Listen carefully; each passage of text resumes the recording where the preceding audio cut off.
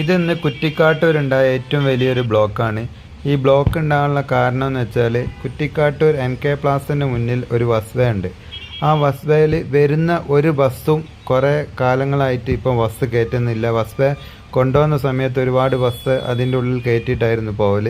എന്നാൽ ഇപ്പോൾ ഒരു ബസ് പോലും ആ ബസ് വേൻ്റെ ഉള്ളിൽ കയറ്റുന്നില്ല.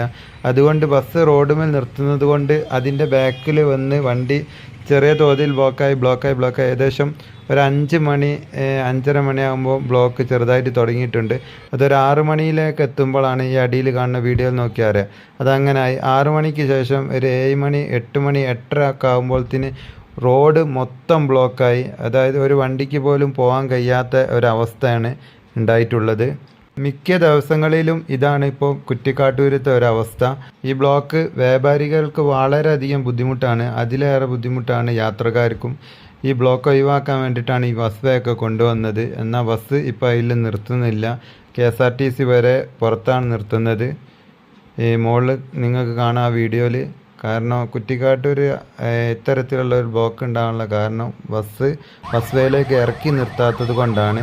ഒരു ആംബുലൻസ് വരെ വന്നിട്ട് ആംബുലൻസിന് പോലും കടന്നു പോകാൻ കഴിയാത്ത വല്ലാത്തൊരവസ്ഥയാണ് ഉണ്ടായിട്ടുള്ളത്.